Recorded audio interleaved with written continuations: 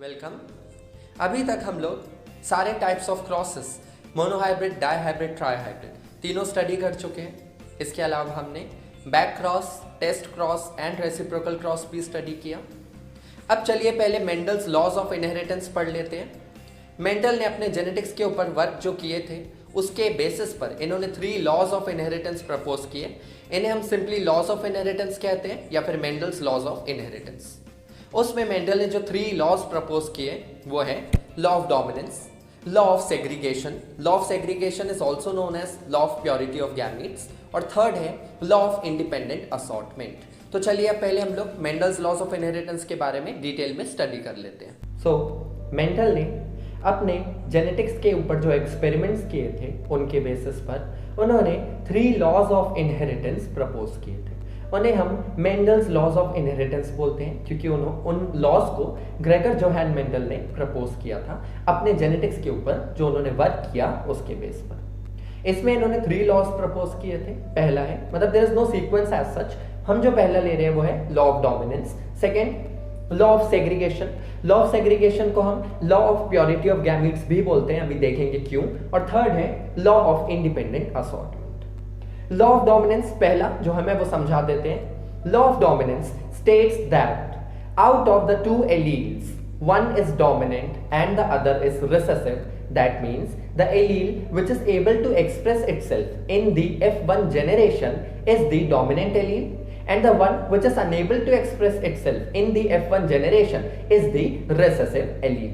जिसको अगर मैं हिंदी में समझाऊं तो मेंडल ने लॉ ऑफ डोमिनेंस में ये बोला कि किसी भी जीन के जनरली 2 फॉर्म्स होते हैं और जीन के 2 डिफरेंट फॉर्म्स एलील्स कहलाते हैं। मेंडल ने ये बोला कि 2 एलील्स जो होती है उनमें से वो एलील जो अपने आप को F1 जनरेशन में एक्सप्रेस कर पाता है वो है डोमिनेंट एलील, और जो एलील अपने आप को F1 जनरेशन में एक्सप्रेस नहीं कर पाता मगर वो अपने आप को F2 जनरेशन में एक्सप्रेस कर सकता है वो होता है recessive allele. Dominant allele recessive allele को डोमिनेट कर देता है, ओवर पावर कर देता है। इसके कारण रिसेसिव एलील अपने आप को F1 जनरेशन में एक्सप्रेस नहीं कर पाता है।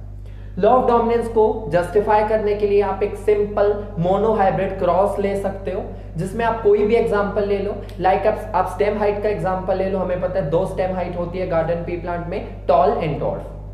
आप एक टॉल यानी होमोजाइगस टॉल पेरेंट को होमोजाइगस रिसेसिव यानी कि डॉर्फ पेरेंट से क्रॉस करवा दो, आपको F1 जनरेशन में जो रिजल्ट मिलेगा वो क्या होगा कि सारे मेंबर्स ऑफस्प्रिंग्स जितने भी F1 में बनेंगे वो सारे मेंबर्स कैसे होंगे, टॉल होंगे।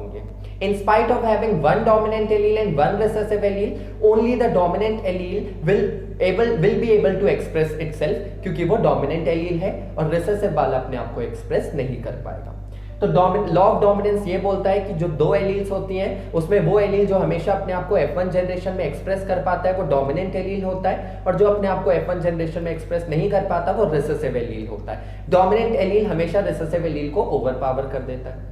तो सिंपलेस्ट जो एग्जांपल हम यहाँ पर लेंगे लॉ ऑफ डोमिनेंस को दिखाने के लिए वो कॉमन जो स्टेम हाइट है गार्डन पी प्लांट में वही ले लो। फ्लावर कलर ले लो, आप पॉट कलर ले लो, सीड कलर ले लो, सीड शेप ले लो, कोई भी एग्जांपल आप ले सकते हो। Let us consider the typical stem height example to justify the law of dominance. तो अगर आपसे एग्जाम में लॉ ऑफ डोमिनेंस पूछा जाता है तो आप पहले स्टेटमेंट दोगे मगर बाद में आप उसके लिए एक छोटा सा क्रॉस एज एन एग्जांपल जरूर रिप्रेजेंट करोगे। तो यहाँ पर late us consider the example. Let us say that we are crossing a homozygous tall parent with homozygous dwarf parent. So capital T crossed with small t small t, small t small t.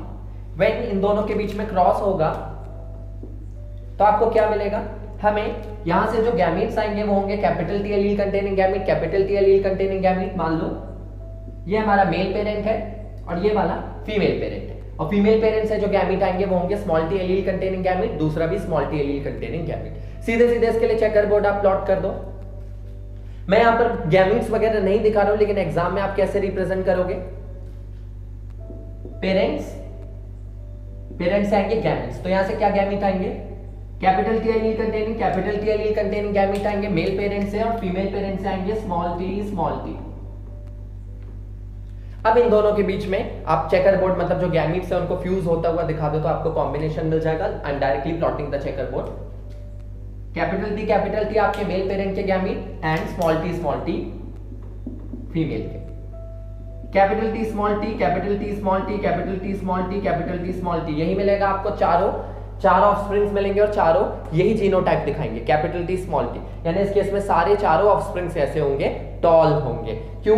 एक capital T present है और capital T allele कौन सी allele है? Dominant allele. बस यही बताता है law of dominance कि डोमिनेंट एलील हमेशा अपने आप को F1 जनरेशन में एक्सप्रेस करती है और वो रिसेसिव एलील को ओवरपावर कर देती है, इसलिए रिसेसिव एलील अपने आप को F1 जनरेशन में एक्सप्रेस नहीं कर पाता। जो अपने आप को एक्सप्रेस नहीं कर पाता वो रिसेसिव एलील है, जो अपने आप को F1 जनरेशन में एक्सप्रेस करता है वो डोमिनेंट एलील है। That is simply law of dominance. यहां पर सारे चार ऑफस्प्रिंग्स कैसे होंगे? Tall. All 4 offsprings are toll.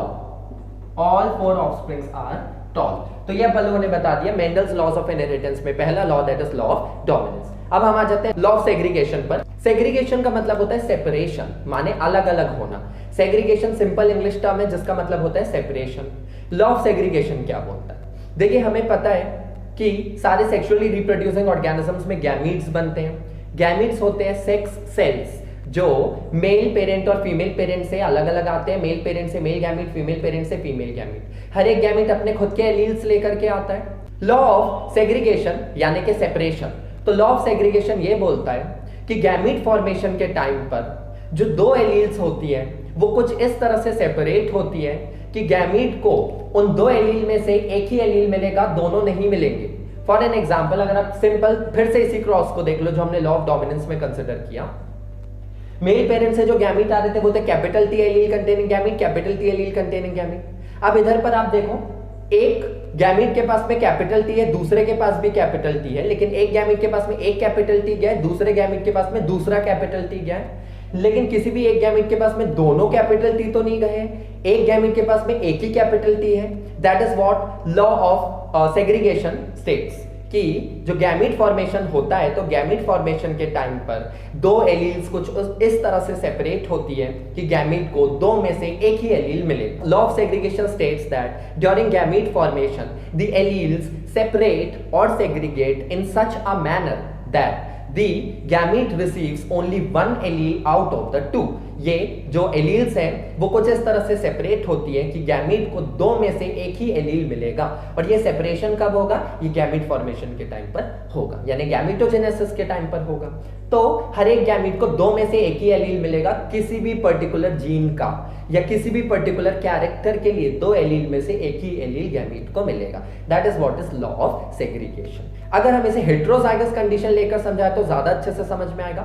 Late us say that there is a heterozygous tall parent crossed with homozygous dominant tall parent. अगर हम ये एग्जांपल लें इसके लिए, capital T small T, this is heterozygous condition crossed with small T और capital T कुछ भी ले लो।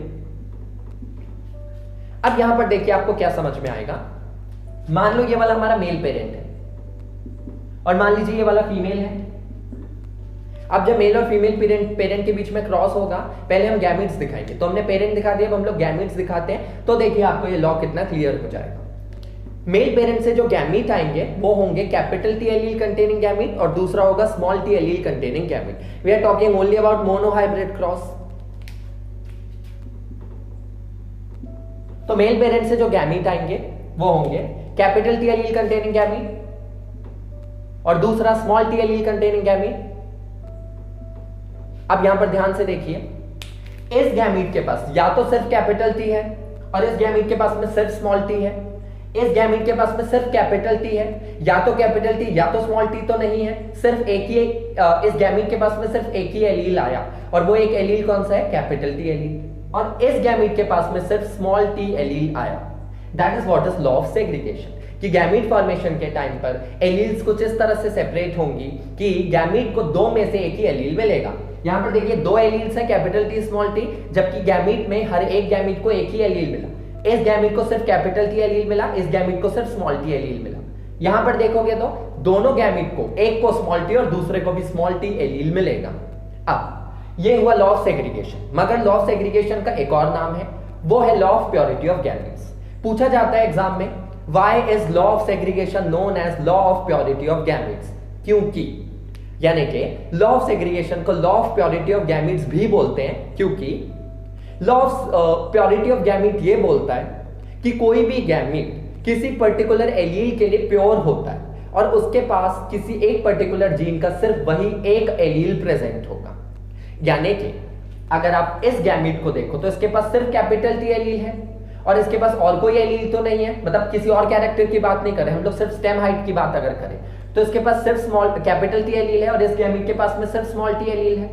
अगर इस गैमीट के पास में सिर्फ कैपिटल टी एलील है तो इसके पास सिर्फ कैपिटल टी एलील होने का मतलब ये गैमीट कैपिटल टी एलील के लिए प्योर है, ये गैमीट कैपिटल टी एलील के लिए प्योर है और दूसरा वाला गैमीट स्मॉल टी एलील के लिए प्योर है। यानी ये वाला गैमीट कैपिटल टी एलील के लिए प्योर है और ये वाला गैमीट स्मॉल टी एलील के लिए प्योर है।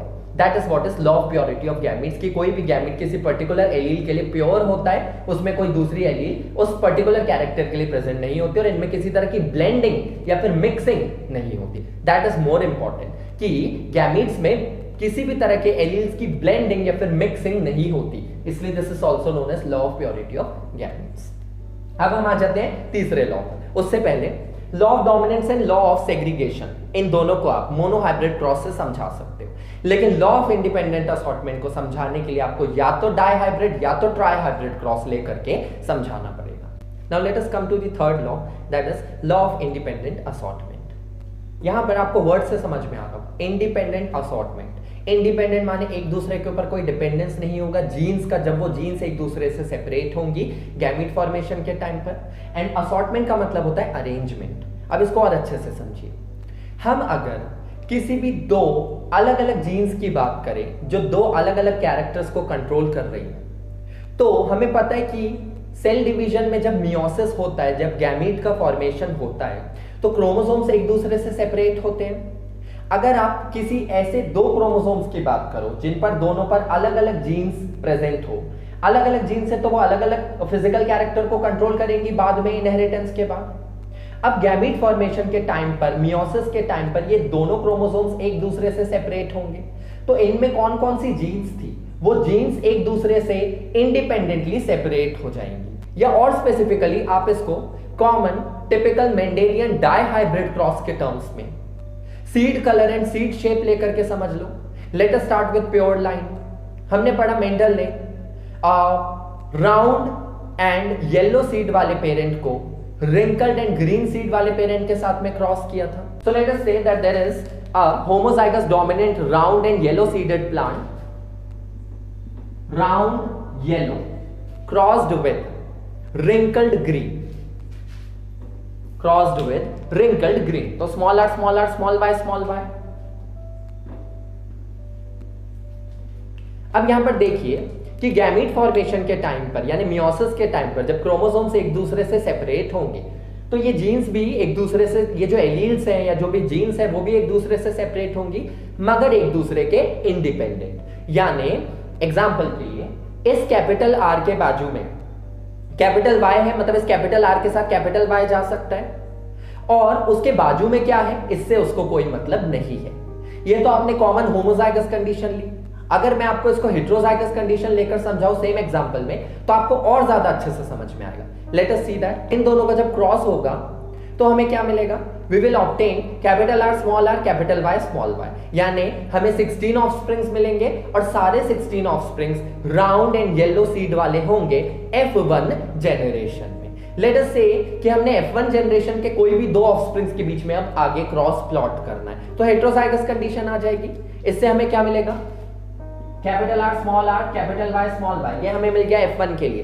अब आप F1 की सेल्फिंग करो तो अब हमारे पास हेटेरोजाइगस कंडीशन है capital R small R capital Y small Y crossed with capital R small R capital Y small Y. अब इसको ध्यान से देखिए, this capital R can go with capital Y and the same capital R can also go with small Y. अब capital R सिर्फ capital Y के साथ जाए ये जरूरी नहीं है, कैपिटल आर स्मॉल वाई के साथ भी जा सकता है irrespective of what is next to it. उस पर इसका कोई डिपेंडेंस नहीं है कि इसके बाजू में क्या है। Capital R can go with small Y और with capital Y also. This capital R can go with capital Y, the same capital R can also go with small Y. Similarly this small R can go with capital Y and the same small R can also go with small Y. तो capital R capital Y के साथ भी जा सकता है, small Y के साथ भी similarly, small R capital Y के साथ भी जा सकता है, स्मॉल वाई के साथ भी, independent of what is next to it. यानी कि गैमीट फॉर्मेशन के टाइम पर जो जीन्स होती हैं वो एक दूसरे के इंडिपेंडेंट ही गैमीट में अरेंज होती हैं, उनके आजू बाजू में क्या है उसके ऊपर इनका कोई डिपेंडेंस नहीं रहता है।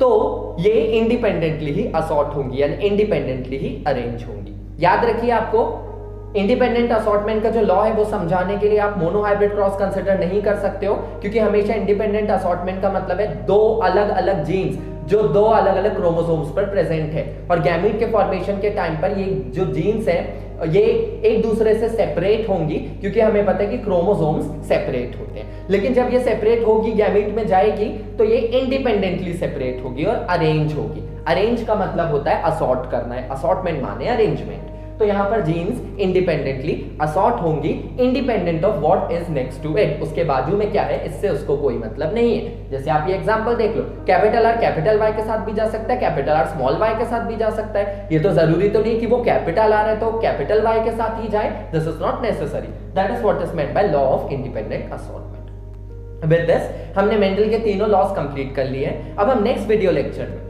जो मेंडल के इनहेरिटेंस का पैटर्न है उससे हमें कुछ डिविएशन दिखाई देता है। जैसा कि नॉर्मल मेंडेलियन पैटर्न में होता है वैसा हमें कुछ लॉज कुछ फिनोमिनन में वैसा नहीं मिलेगा।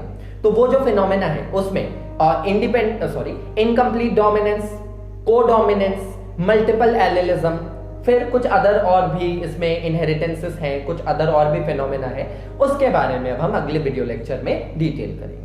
आप इसका अच्छे से स्क्रीनशॉट ले लीजिए। लॉज ऑफ इनहेरिटेंस इंपॉर्टेंट है, कोई भी एक या फिर दो लॉ अक्सर एग्जाम में पूछे जाते हैं। एंड डू रिमेंबर, अगर आपको लॉ ऑफ डोमिनेंस या फिर लॉ ऑफ सेग्रीगेशन पूछा गया है तो आप सिंपल मोनोहाइब्रिड क्रॉस से जस्टिफाई कर सकते हो।